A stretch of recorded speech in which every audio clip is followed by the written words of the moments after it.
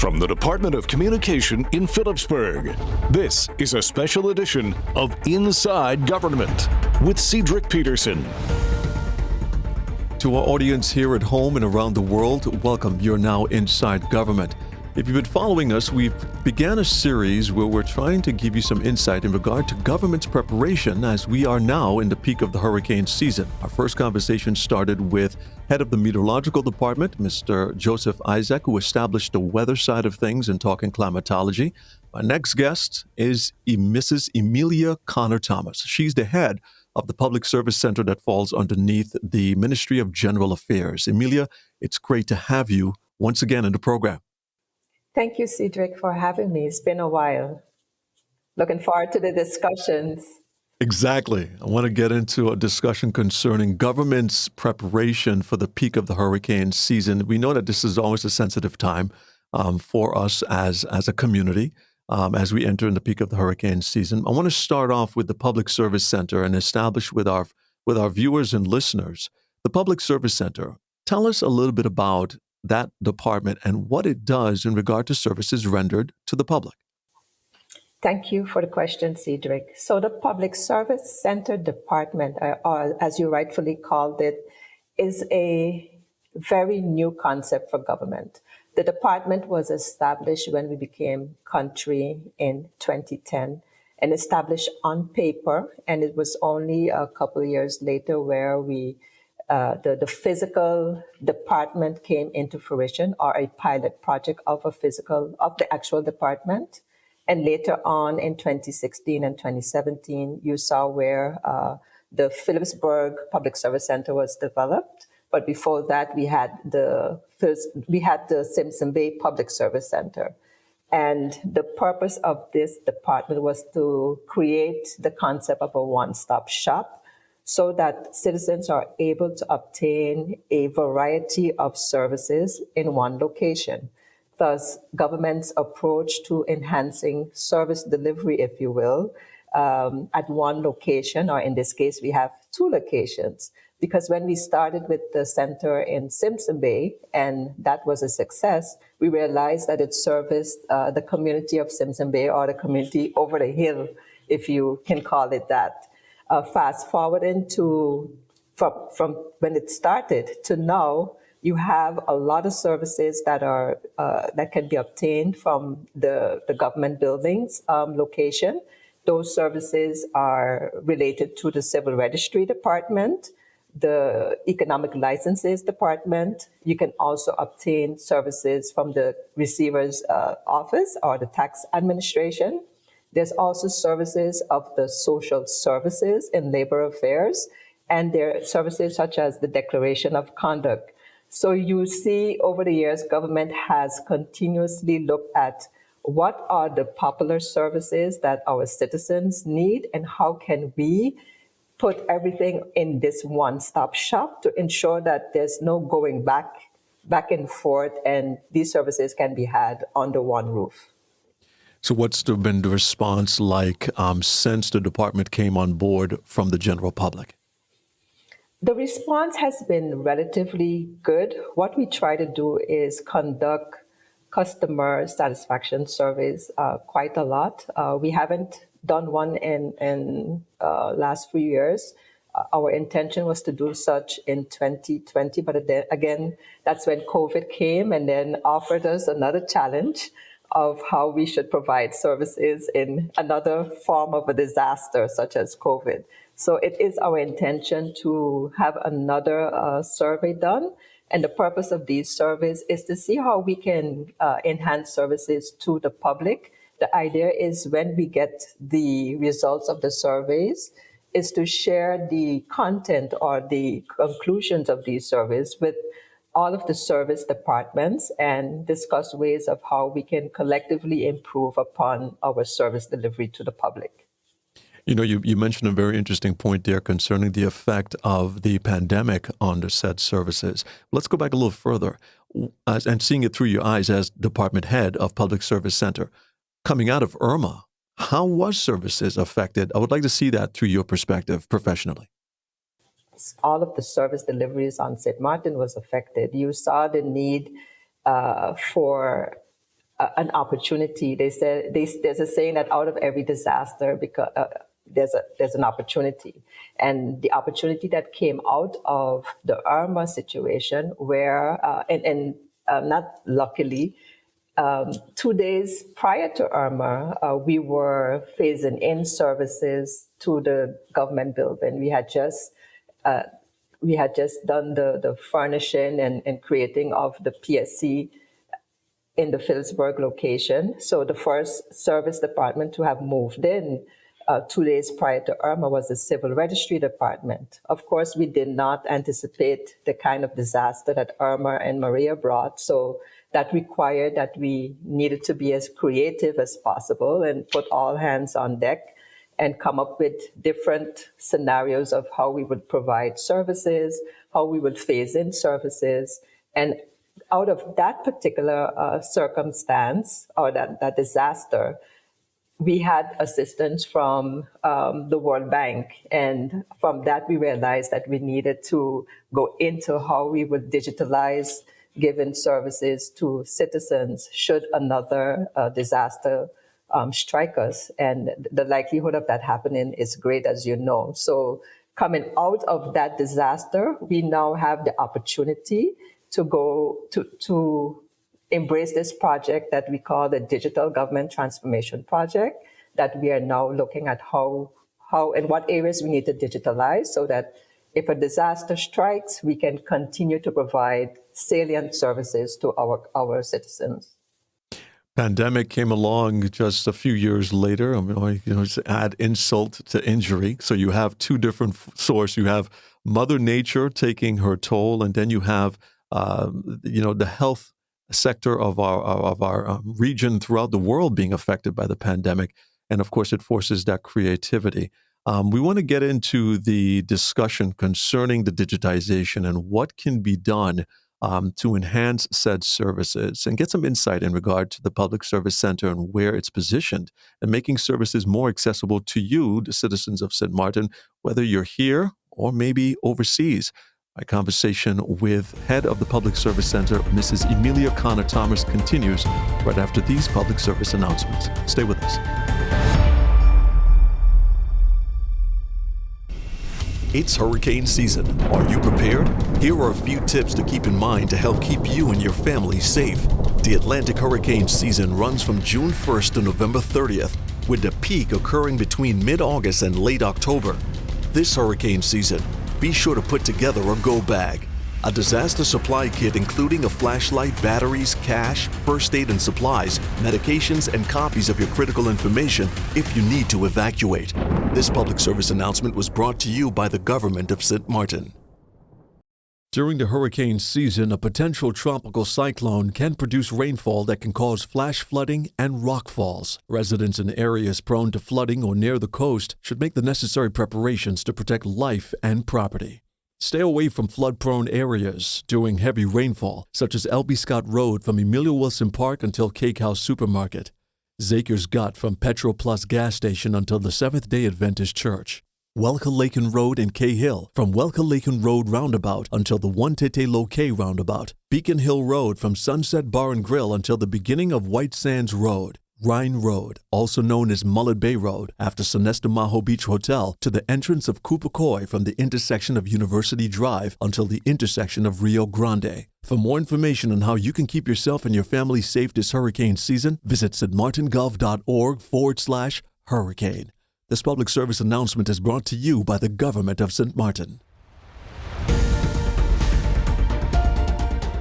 Hello, everyone. If you just tuned in, I'm having a conversation with head of the Public Service Center under the Ministry of General Affairs, Mrs. Emilia Connor-Thomas. We're talking about how her department, and of course government overall, goes about making the necessary preparations as we are now in the peak of the hurricane season. And of course, providing you with advice on how you can protect yourself during this time of the year. Emilia, we were talking about the digitization process, and of course, that is the future when it comes to being able to be more efficient as a government when offering services. How is that process? Take us to that process. How does it start when it comes to digitization, and where do you see services going now or in the near future?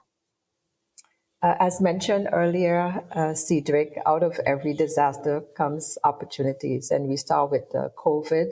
We got very creative in how we could provide services digitally to our citizens. And from 2020, I believe this was propelled and fast forwarded that it now fits into our digital government transformation project, where we took note and realized that we can accomplish so much more if we just shift the manner in which we work as government. So as per the project, we are right now busy doing an inventory of what are the most popular services that can be provided online. You will remember that the Civil Registry a couple months ago at the beginning of the year launched some services that were able to be had online. Those services are going pretty well. As the project, we will evaluate how we can enhance upon those services, because we believe everything we can enhance. And the customer feedback in this regard is pertinent and very important. Oftentimes we speak of how we give services to the public, but we need to also work from the outside in, from the customer's perspective, because we need to hear from them. Is this working for you? Is it clear enough? Is the language understandable? What can we do to enhance your experience in getting a particular service? So that is the approach as we go further. We look at within other ministries. We have a good working relationship with a lot of the ministries to determine what is your most popular service and what is that service we can enhance, digitalize, automate, so that we can limit the frustration of come back. We hear that too often, and I think we have the opportunity to do this. It has happened in other places in the world, so why not take advantage of the resources that we have been afforded to make sure that services come online and that our citizens are able to do this in the convenience of their homes. Can you highlight once again, what are some of those services that are currently available to your clients, our clients, when it comes to doing services online? What's available? There are few from the Civil Registry. I really don't know all out of my head, but I know there's the address change. You can request a registration form online. You can do if you're changing locations or for immigration purposes. There are quite a few. There are quite a few more that's going online that we are busy working with. One particular one that I wanted to bring to your attention is the declaration of conduct process. I know that has seen some popularity over the last couple of months, and our appointments for this particular service is really way out later down in the year, and I'm sure that the customers would appreciate that this particular service can be had online. We are busy phasing it in various phases. We have the prototype already ready and testing.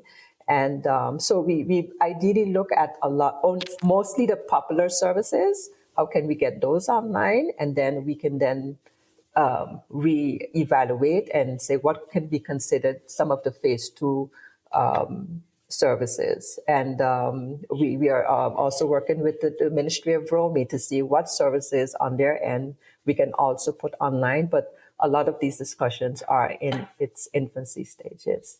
Okay. So it's a very large project because you're looking at a cross-ministerial aspect. Ministries. Yes, across exactly. ministries, getting everybody on board to offer these services from a one-stop shop, as you indicated. Yes. When it comes to anyone overseas, for example, give us the vision there. If nothing's currently in place, but what is the vision there for anyone that might be off island? Yes, digitization, being able to access things online. Any limitations to anyone overseas? For some services, I know for the Civil Registry, some services would require that the person can request these services from overseas.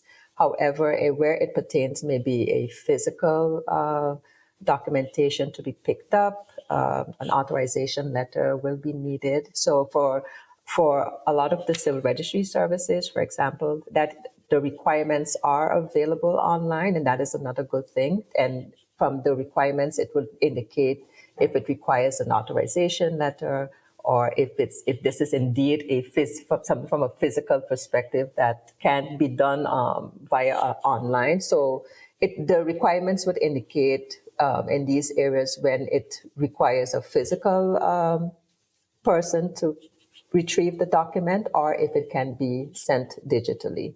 And I know a lot of their services are based on their legal framework, and requirements would require either or. Partnership with the civil registry at this particular point. Some people tend to think that the services run one and the same, but you are in fact offering efficiency with regard to the different services offered by the civil registry. How is that partnership going right now?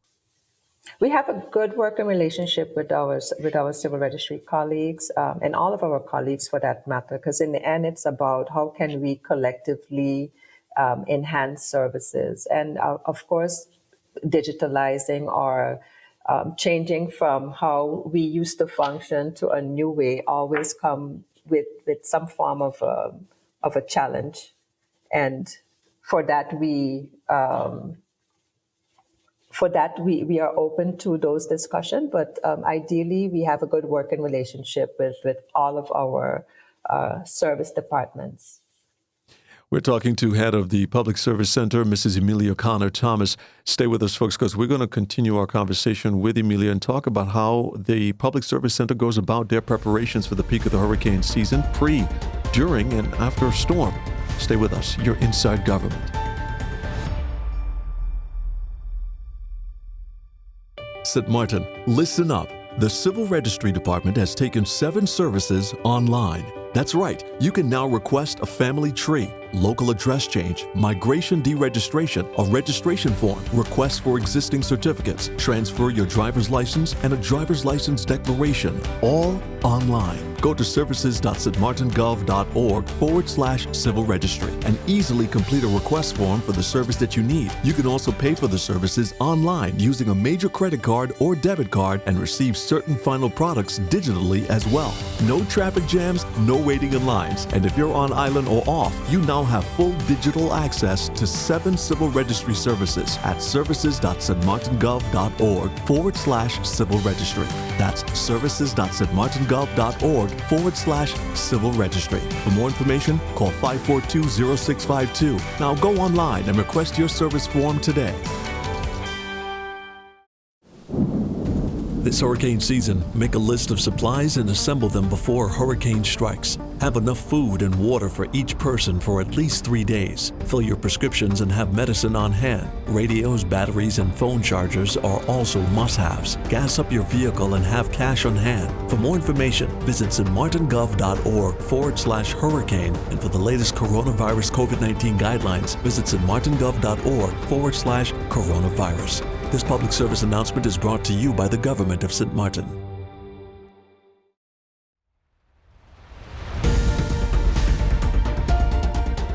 Hi, everyone. If you're just joining us, I'm having a conversation with Head of Public Service Center, Mrs. Emilia Connor Thomas. We're talking about the department's preparation as we are now in the peak of the hurricane season.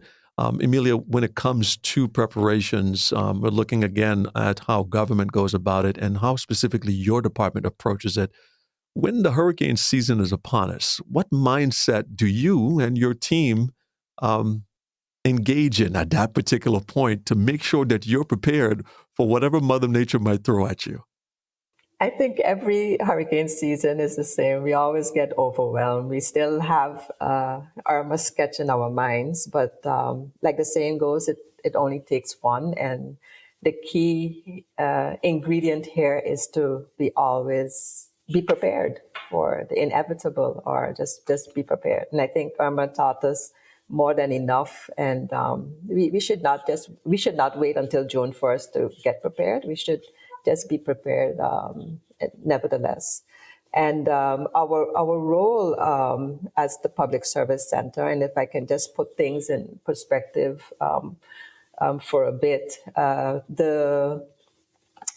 ESF 9, which forms part of the EOC hierarchy, has is in charge of continuation of government or government affairs.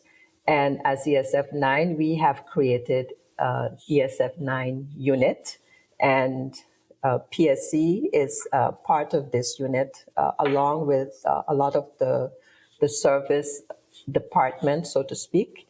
In preparation for a storm, one of the things that we do is encourage that staff ensures that our most important documents are secured, that we have that our facilities, of course, are in ready for the imminent storm that should be passing. We prepare our documentation, like I said. We will then liaise with the other service departments as well to coordinate things like when should we close, depending on the nature of the storm and what we are being advised from the EOC. So coordinating closure times, coordinating the rescheduling of appointments for the customers, and all of those logistics that would help us normally in ensuring that our operations are done in an orderly fashion.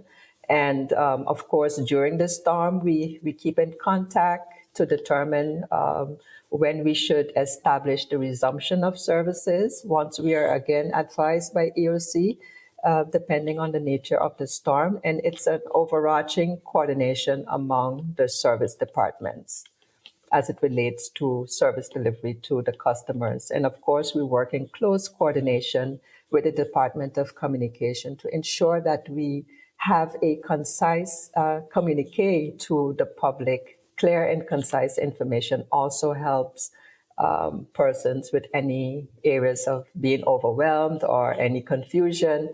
We want to ensure that the public, our citizens themselves, have nothing to worry about, and that their respective services would be resumed once the storm has passed. Right.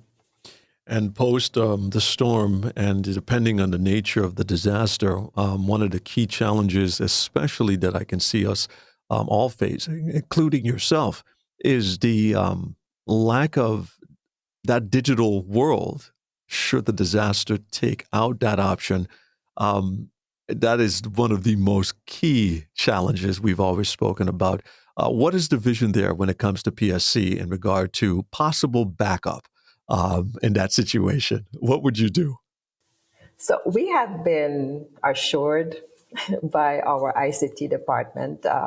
And again, as the ESF 9 support unit, one of our key colleagues in this unit is the ICT department. And one of the exercises that we would always engage upon is to make sure that our critical infrastructures are secured. And we have a lot of critical infrastructures, our servers.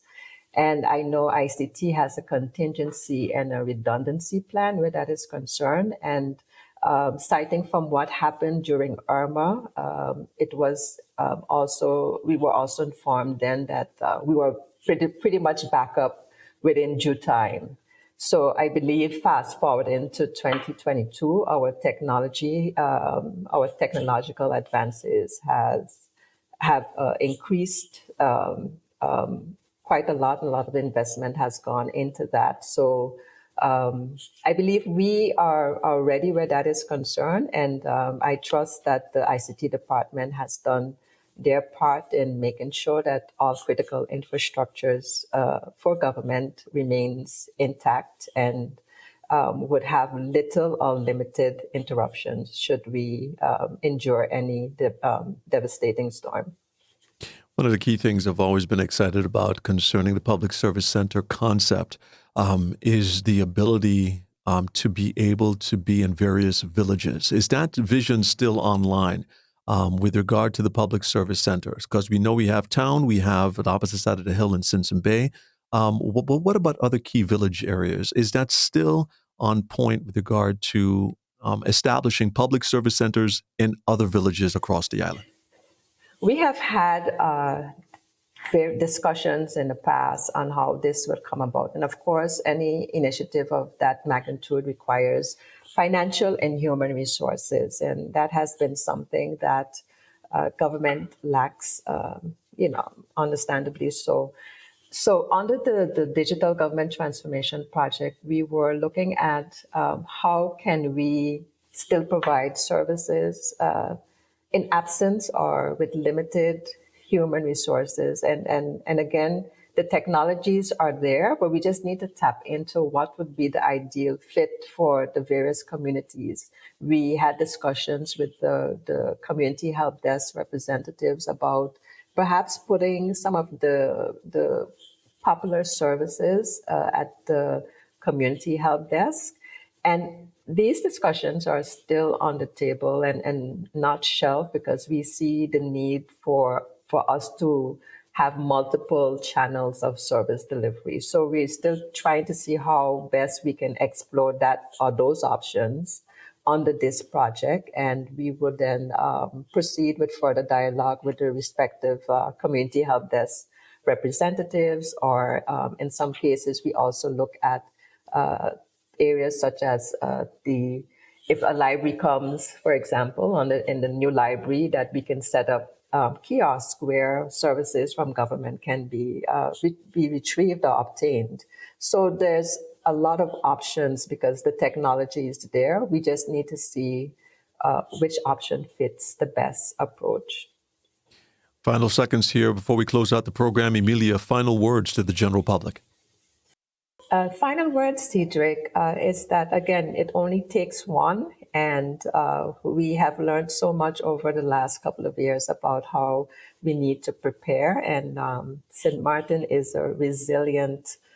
people are resilient people. So we know that they are preparing.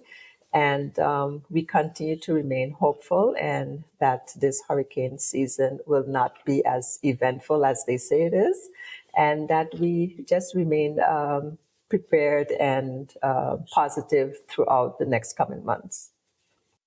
Head of the Public Service Center under the Ministry of General Affairs, Mrs. Emilia Connor-Thomas. Emilia, thank you so much for joining us in this edition of the program.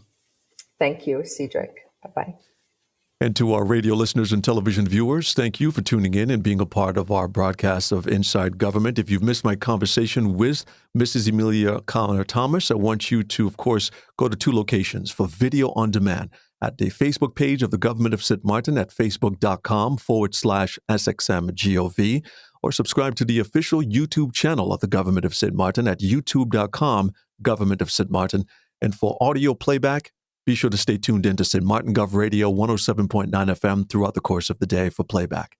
On behalf of my colleagues at the Public Service Center under the Ministry of General Affairs and here at the Department of Communication, I'm Cedric Peterson. Thanks so much for tuning in.